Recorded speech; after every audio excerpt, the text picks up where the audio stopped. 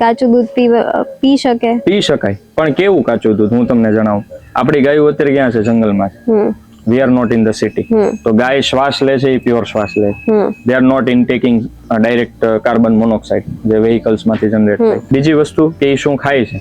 ખાય અત્યારે pure organic ખાય છે, સૂકું ઘાસ અથવા તો લીલું ઘાસ. હમણાં ચોમાસામાં એ ચરવા જશે જંગલમાં, તો જંગલમાં શરપુંખ ખાશે, લીવર માટે સૌથી શ્રેષ્ઠ છે.